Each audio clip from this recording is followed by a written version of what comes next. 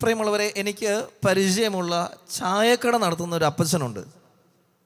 ഈ അപ്പച്ചന് 4 പെൺമക്കളാണ്.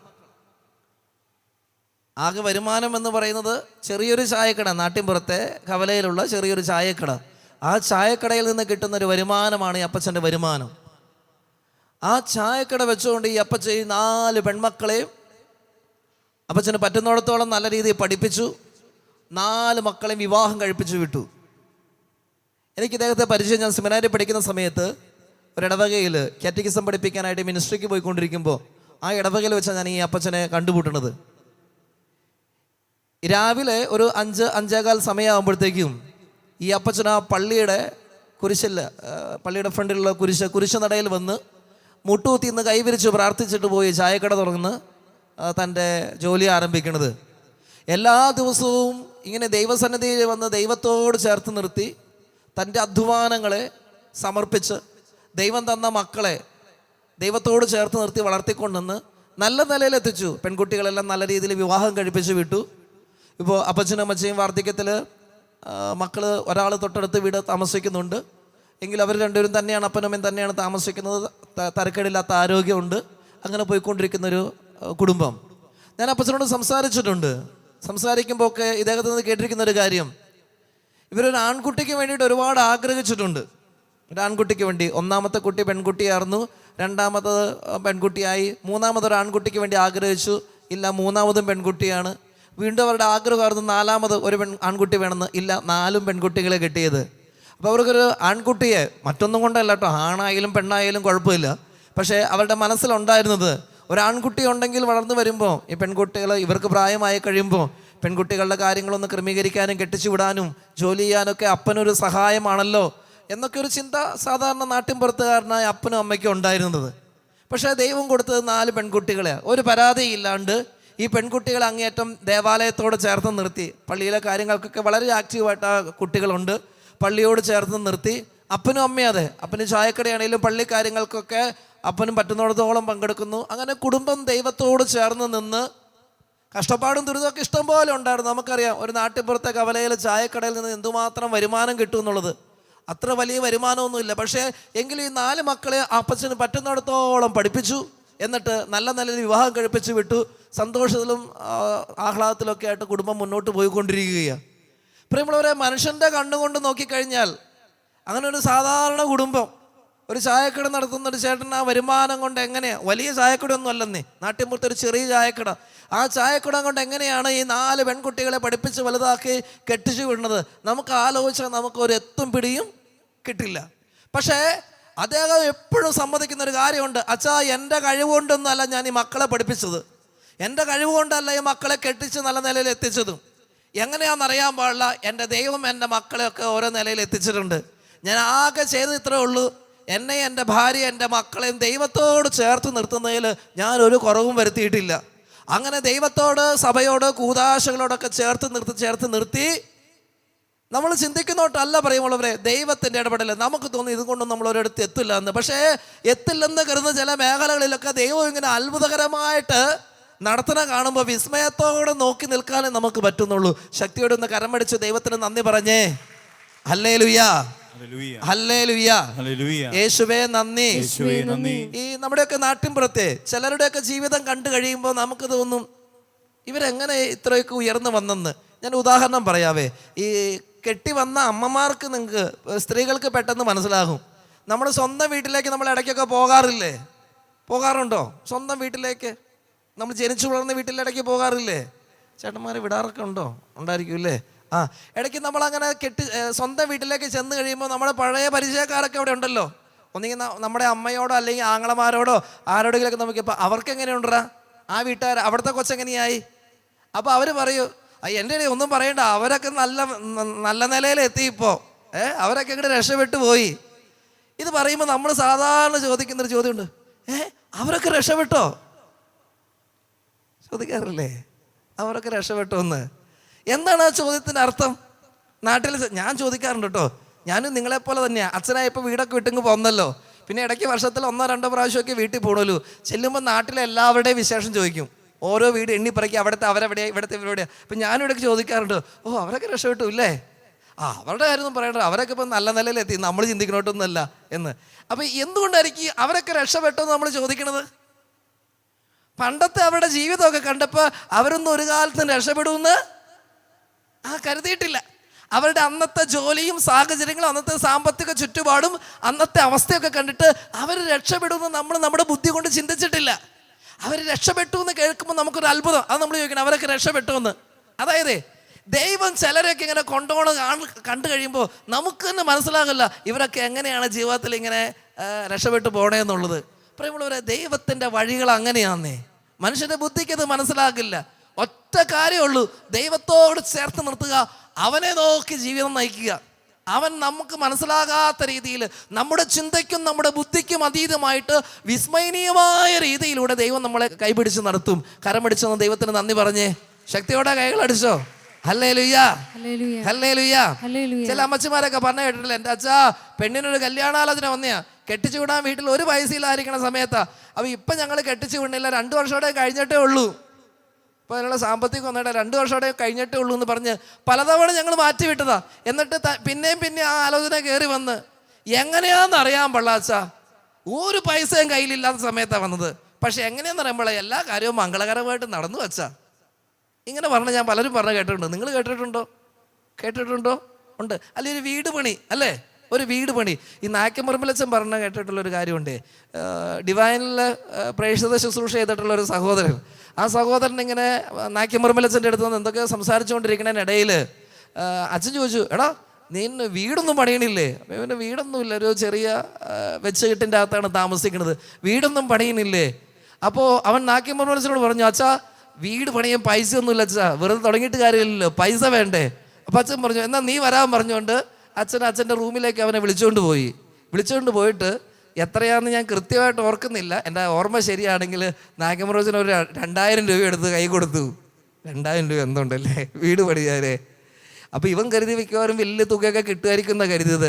ഏതായാലും കിട്ടിയ ചെറിയ തുക അച്ഛൻ തന്നതല്ലേ, അവൻ മേടിച്ചുകൊണ്ട് പോയി. അച്ഛൻ പറഞ്ഞു, നീ ഇതുകൊണ്ട് പോയി തുടങ്ങടാന്ന് പറഞ്ഞു വിട്ടു. പ്രിയമുള്ളവരെ, ഇവൻ പോയിട്ട് ആ വീട് പണി ആ പൈസ വെച്ചുകൊണ്ട് പതുക്കെ ഓരോന്ന് തുടങ്ങി. പിന്നെ എങ്ങാണ്ടെന്നൊക്കെ പുള്ളിക്ക് പൈസ അവിടെ നിന്ന് ഇവിടത്തൊക്കെ കിട്ടി. എങ്ങനെയാണെന്ന് അറിയാൻ പാടില്ല, അവൻ്റെ വീട് പണി കഴിഞ്ഞു. ഒരുപാട് വലിയ വീടൊന്നും അല്ല കേട്ടോ, വെച്ചുകെട്ടായിട്ടുള്ള ഒരു ചെറിയ വീട്, ഒരു കിടപ്പേടം കയറി കിടക്കാൻ കിട്ടുക എന്നുള്ള വലിയൊരു ഭാഗ്യമല്ലേ. അപ്പോൾ അവൻ പറയുന്ന കാര്യം ഇതാ, എൻ്റെ അച്ഛാ ഇത് പറഞ്ഞാൽ മറ്റുള്ളവർ വിശ്വസിക്കില്ല, പക്ഷേ ഞാൻ അന്നേരം അച്ഛനത് പറഞ്ഞില്ലെങ്കിൽ വീട് പണി തുടങ്ങില്ല. കാരണം തുടങ്ങാനുള്ള ആസ്തി എൻ്റെ കയ്യിലില്ല, തുടങ്ങാനുള്ള തൊട്ട് അച്ഛൻ തന്നിട്ടുമില്ല. അച്ഛൻ ഒരു ചെറിയ സ്റ്റാർട്ടിങ്, ഒരു ചെറിയ സാധനം തന്നത്. പക്ഷേ അപ്പം എൻ്റെ മനസ്സിൽ വീട് പണി തുടങ്ങാൻ അച്ഛൻ പറഞ്ഞതല്ലേ, തുടങ്ങണം എന്നൊരാഗ്രഹം. പിന്നെ അവിടുന്ന് ഇത്തിരി കടമൊക്കെ ഉണ്ട് അച്ഛൻ, ഇല്ലെന്നൊന്നും അല്ല, പക്ഷേ ഒരു വീട് പണിതു. ഇപ്പോൾ വീട് വെഞ്ചരിച്ച് വീടിൻ്റെ അകത്താണ് കയറി കിടക്കണേ. ചിലതൊന്നും നമ്മുടെ ബുദ്ധിക്ക് പറഞ്ഞാൽ മനസ്സിലാകില്ല. ഇത് കേൾക്കുമ്പോഴും ചോദ്യം ചോദിക്കാനുള്ളവർക്ക് ഇഷ്ടം പോലെ ചോദ്യം ചോദിക്കാനും വിമർശിക്കാനുള്ളവർക്ക് വിമർശിക്കാനും ഒക്കെ ഉള്ള സ്വാതന്ത്ര്യം ഉണ്ട് കേട്ടോ. ഈ വിശ്വാസത്തിൻ്റെ കാര്യങ്ങളല്ലേലും അങ്ങനെയാണ്, മനുഷ്യൻ്റെ ബുദ്ധിക്ക് പലതും മനസ്സിലാകില്ല. ചിലപ്പോൾ നമ്മളൊക്കെ പൊട്ടന്മാരും പൊട്ടികളുമായിട്ട് പോകും. വലത് കരം ഉയർത്തി എന്ന് പറഞ്ഞ് ഹല്ലേലൂയാ, 2 കരങ്ങൾ ഉയർത്തി ഹല്ലേലൂയാ. ശക്തിയോടെ ഒന്ന് കൈയടിച്ച് ദൈവത്തിന് നന്ദി പറഞ്ഞേ. Praise the Lord. പ്രിയമുള്ളവരെ, ഒരു കാര്യം മനസ്സിൽ ഉറപ്പിക്കുക, ഞാനും നിങ്ങളും ചിന്തിക്കുന്നത് പോലല്ല നമ്മുടെ ജീവിതത്തെ ദൈവം നിശ്ചയിച്ചിരിക്കുന്നത്. നമ്മളെല്ലാം നമുക്ക് ഇപ്പോൾ ഉള്ളതിലേക്ക് നോക്കിയിട്ട് നമ്മുടെ ജീവിതത്തിൻ്റെ സാധ്യതകളെയൊക്കെ ഇങ്ങോട്ട് കൊട്ടിയടയ്ക്കുക. ഒരിക്കലും പോട്ട ആശ്രമത്തിൽ MBBS കഴിഞ്ഞൊരു ഡോക്ടർ, ഒരു പെൺകുട്ടി, അവളുടെ അമ്മയും കൂടെ വന്നു. അപ്പോൾ ഒരു സങ്കടം കൊണ്ട് വന്നിരിക്കണം. കാര്യം അവൾ MBBS ഒക്കെ കഴിഞ്ഞു. പക്ഷേ ഇവള് പറഞ്ഞത് ഇനി പോസ്റ്റ് ഗ്രാജുവേഷൻ ചെയ്യുന്നില്ല, അവൾക്ക് പോകാനായിട്ട് പേടിയാണ്. കാരണം അവൾ പറഞ്ഞു, MBBS തന്നെ അച്ഛാ കഷ്ടിച്ചാ പാസ്സായത്, ഇനിയിപ്പോൾ ഞാൻ പോയിട്ട് PGക്ക് പോയാലൊന്നും ഞാൻ പാസ്സാകുന്നില്ല അച്ഛാ. അപ്പോൾ അമ്മ പറഞ്ഞു, എൻ്റെ അച്ഛ ഒന്ന് പറഞ്ഞു കൊടുക്കച്ഛ, ഇത്രയും പഠിച്ചിട്ട് MBBS മാത്രമായിട്ടിരുന്നിട്ട് എന്താ അച്ഛാ കാര്യം, അതുകൊണ്ടൊന്ന് അവർ PG ചെയ്യാനായിട്ട് അവളോടൊന്ന് പറഞ്ഞു കൊടുക്ക്. ഞാൻ പറഞ്ഞാൽ അവൾ കേൾക്കുമോ? ഞാനിത് കുറേ നേരം സംസാരിച്ചു. സംസാരിച്ച് വന്നപ്പോൾ എൻ്റെ മനസ്സിൽ പെട്ടെന്ന് വന്നു, ഞാൻ ഇങ്ങനെയൊക്കെ സംസാരിക്കാൻ തുടങ്ങി. എൻ്റെ പൊന്നുമോളെ, നിൻ്റെ ബുദ്ധി കൊണ്ട് നീ എവിടെയെങ്കിലും എത്തുമെന്ന് ചിന്തിച്ചാൽ ഒരിടത്ത് എത്താൻ പോണില്ല. നീ തന്നെ പറയുന്നു കഷ്ടിച്ചാണ് ഈ MBBS കൊണ്ട് ഇവിടെ വരെ എത്തിയെന്ന്. പക്ഷെ ഓർക്കണം കേട്ടോ, നീ നല്ലൊരു ഡോക്ടറാകാനാണോ ആഗ്രഹിക്കുന്നത്? അതൊക്കെ ആഗ്രഹം ഉണ്ടച്ചാ. അങ്ങനെയാണെങ്കിൽ ലോകം കണ്ട ഏറ്റവും വലിയ ഡോക്ടർ നമ്മുടെ കർത്താവായ യേശു മിശിഹ തന്നെയാണ്. അങ്ങനെയെങ്കിൽ നീ അവനിൽ വിശ്വസിക്കൂ. എന്നിട്ട് ഈശോയോട് പറഞ്ഞ് പ്രാർത്ഥിക്കാൻ തുടങ്ങൂ, ദൈവമേ ഏറ്റവും കണ്ണീരൊഴുക്കുന്ന കൂട്ടർ ആരാണോ അവരെ ആശ്വസിപ്പിക്കുന്ന ഒരു ശുശ്രൂഷയിലേക്ക് പ്രവേശിക്കാൻ എന്നെ സഹായിക്കണേ. നീ പ്രാർത്ഥിക്കാൻ തുടങ്ങ്. എന്നിട്ട് നീ PG വേണ്ടിയിട്ട് പഠിച്ചൊരുങ്ങ്, എൻട്രൻസിന് വേണ്ടിയിട്ട് പഠിച്ചൊരുങ്ങ്. എന്നിട്ട് നമുക്ക് നോക്കാൻ കിട്ടുമോ ഇല്ലയോ എന്ന്. പ്രിയമുള്ളവരെ, ഇത് എനിക്ക് ഉറപ്പുണ്ടായിട്ട് പറയണമെന്നല്ല, പക്ഷെ എനിക്ക് പറയണ കാര്യത്തെക്കുറിച്ചൊരു ബോധ്യമുണ്ട്. കർത്താവ് തൊട്ടാൽ തൊട്ടതാണെന്നുള്ളത്. അവക്ക് കിട്ടുമോ കിട്ടില്ലെന്ന് എനിക്ക് ഉറപ്പില്ല, അത് ദൈവത്തിൻ്റെ കയ്യിലിരിക്കും. പക്ഷെ എനിക്കൊരു കാര്യം ഉറപ്പാ, ഇവക്ക് വിശ്വാസമുണ്ട്. ദൈവത്തിൽ അവൾ പൂർണ്ണമായിട്ട് മുറുകെ പിടിച്ചു ദൈവം വഴി തുറക്കും എന്നുള്ളത്. പ്രിയമുള്ളവരെ, ആ പെൺകുട്ടി വിശ്വസിച്ച് പ്രാർത്ഥിക്കാൻ തുടങ്ങി. ഞാൻ സാധാരണ ഡോക്ടേഴ്സ് ആയിട്ടുള്ളവർ അല്ലെങ്കിൽ മെഡിസിൻ പഠിക്കുന്നവരെ വന്നു കഴിഞ്ഞാൽ ഈ ബൈബിളിനെ അടിസ്ഥാനമാക്കിക്കൊണ്ട് കുറച്ച് കാര്യങ്ങൾ ഞാൻ അവരോട് പറഞ്ഞു കൊടുക്കാറുണ്ട്. കാരണം മറ്റൊന്നുമല്ല, എനിക്ക് വളരെ ഏറ്റവും ഇഷ്ടപ്പെട്ട ഒരു പ്രൊഫഷനാണ് ഈ ഡോക്ടർ എന്ന് പറയുന്നത്.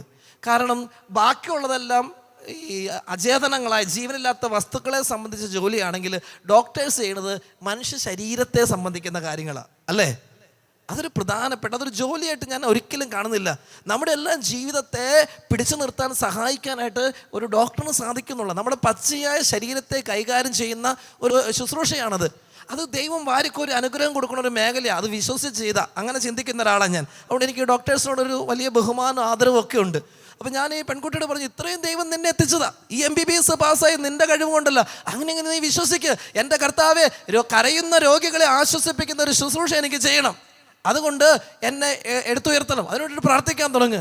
എന്നാലും ഈ പെൺകുട്ടി അത് വിശ്വസിച്ച് പോയി പ്രാർത്ഥിക്കാൻ തുടങ്ങി. പ്രിയമുള്ളവരെ, ഇന്ന് ആ പെൺകുട്ടി PG എല്ലാം കഴിഞ്ഞ് ഒരു പീഡിയാട്രീഷ്യനായിട്ട് ജോലി ചെയ്തുകൊണ്ടിരിക്കുക. നമുക്കറിയാം, നമ്മുടെയൊക്കെ വീടുകളിൽ നമുക്ക് ഏറ്റവും സങ്കടമുള്ളത് നമുക്ക് രോഗം വരുമ്പോഴല്ല, പിന്നെയോ കുഞ്ഞുങ്ങൾക്ക് രോഗം വരുമ്പോഴാണ്, അല്ലേ? ആ കുഞ്ഞുങ്ങളെ ശുശ്രൂഷിക്കുന്ന ശുശ്രൂഷയിലേക്ക് ആ പെൺകുട്ടിയെ ദൈവം എത്തിച്ചു. തമ്പുരാൻ നമ്മൾ ചിന്തിക്കുന്നതിന് അപ്പുറത്തേക്കൂടെ കൊണ്ടുപോകും പ്രിയമുള്ളവരെ. പക്ഷേ നമുക്ക് ആഴമേറിയ ഒരു ബോധ്യവും ആഴമേറിയൊരു വിശ്വാസം വേണമെന്ന് മാത്രം. ഒന്ന് കരമടിച്ച് ദൈവത്തിന് നന്ദി പറഞ്ഞേ. Hallelujah, hallelujah. അതുകൊണ്ട് കാഴ്ചപ്പാടുകളൊന്നും മാറുക. നമ്മുടെ കയ്യിലുള്ളതിലേക്ക്, നമ്മുടെ ചുറ്റുപാടിലേക്ക് നോക്കി കാര്യങ്ങൾ തീരുമാനിക്കുന്നത് നിർത്തിയിട്ടതേ അവനിലേക്ക് നോക്കിയിട്ട് കാര്യങ്ങൾ തീരുമാനിക്കുന്ന ഒരവസ്ഥയിലേക്ക് നമ്മളെപ്പോൾ മാറുന്നോ അപ്പോൾ ദൈവത്തിൻ്റെ അത്ഭുതകരമായ പ്രവൃത്തികൾ കാണാൻ ദൈവം നമുക്ക് വഴിയൊരുക്കും. കരമടിച്ചൊന്ന് ദൈവത്തിന് നന്ദി പറഞ്ഞേ. ശക്തിയോടെ കൈകളടിച്ചോ. ഹല്ലേലൂയ. സങ്കീർത്തനങ്ങളുടെ പുസ്തകം അധ്യായം 34 5-ാമത്തെ തിരുവചനം. സങ്കീർത്തനം 34 5-ാമത്തെ തിരുവചനം. അവിടുത്തെ നോക്കിയവർ പ്രകാശിതരായി, അവിടുത്തെ നോക്കിയവർ പ്രകാശിതരായി, അവർ ലജ്ജിതരാവുകയില്ല, അവർ ലജ്ജിതരാവുകയില്ല. ഒരിക്കൽ കൂടി ഒന്ന് കരമടിച്ച് ദൈവത്തിന് നന്ദി പറഞ്ഞേ. ഹല്ലേലൂയ. ഇപ്പൊ വചനം പറയുക, ദൈവത്തെ നോക്കിയവരെല്ലാം കണ്ണു തുറന്ന് നോക്കണ കാര്യമല്ല, വിശ്വാസത്തോടെ ദൈവത്തെ നോക്കുന്നവർ, വിശ്വാസത്തോടെ ദൈവത്തെ നോക്കുന്നവരെല്ലാം പ്രകാശിതരാകും. അവരുടെ ജീവിതത്തിൽ അനുഗ്രഹം നിറയും. അവർ ലജ്ജിതരാവുകയില്ല, നാണം കെടാൻ ദൈവം സമ്മതിക്കില്ലെന്ന് ഒരിക്കൽ കൂടി ഒന്ന് കരമടിച്ച് ദൈവത്തിന് നന്ദി പറഞ്ഞേ. Hallelujah, hallelujah. യേശുവേ നന്ദി, യേശുവേ നന്ദി, യേശുവേ സ്തുതി, യേശുവേ സ്തുതി. ഇങ്ങനെ ഒരു ചൊല്ലുണ്ട്, if you concentrate on the tip of your finger you will lose a big horizon behind it എന്ന്. അതായത് ഞാനിങ്ങനെ വിരൽ ചൂണ്ടുക, ഇങ്ങനെ വിരൽ ചൂണ്ടിയിട്ട് നോക്കാൻ നിങ്ങളോട് പറയുക. അപ്പം നിങ്ങൾ എങ്ങോട്ട് നോക്കണം? നിങ്ങൾ എങ്ങോട്ട് നോക്കണം? നിങ്ങൾ അങ്ങോട്ട് നോക്കണം, അല്ലേ? എൻ്റെ വിരലിൻ്റെ അറ്റത്തേക്ക് നോക്കിയാലോ? നോക്കിക്കേന്ന് പറഞ്ഞ് ഞാൻ കൈ ചൂണ്ടുമ്പോൾ എൻ്റെ വിരലിൻ്റെ അറ്റത്തേക്ക് നിങ്ങൾ നോക്കിക്കഴിഞ്ഞാൽ നിങ്ങൾക്ക് ഞാൻ ഉദ്ദേശിച്ച കാര്യം കാണാൻ പറ്റുമോ? ഇല്ല. നമ്മുടെ കാഴ്ച മാറേണ്ടത്. നമ്മളെല്ലാം ഈ വിരലയിൽ ഒതുങ്ങി നിൽക്കുക. അതിൻ്റെ അപ്പുറത്ത് വിരലയിൽ ശ്രദ്ധിക്കാൻ പോയാൽ അതിൻ്റെ അപ്പുറത്തുള്ള വലിയൊരു തലം നമുക്ക് നഷ്ടപ്പെട്ടു എന്നുള്ളതാണ്. If you concentrate on the tip of your finger you will lose a big horizon behind it. നമ്മുടെ വിരലിൻ്റെ അപ്പുറത്തുള്ള വലിയൊരു തലം നമുക്ക് നഷ്ടപ്പെടുകയാണ്. അപ്പം നമ്മൾ ഇത്തിരി പോരുന്ന കാര്യങ്ങളിൽ ശ്രദ്ധ പതിപ്പിക്കുന്നത് നിർത്തിയിട്ട് അതിലെല്ലാം ഉപരിയായിട്ടൊന്ന് ദൈവത്തിലേക്ക് നോക്കാനൊരു പരിശ്രമം. ഒരിക്കൽ കൂടി ഒന്ന് കരമടിച്ച് ദൈവത്തിന് നന്ദി പറയാം. Hallelujah, hallelujah. യേശുവേ നന്ദി, യേശുവേ നന്ദി.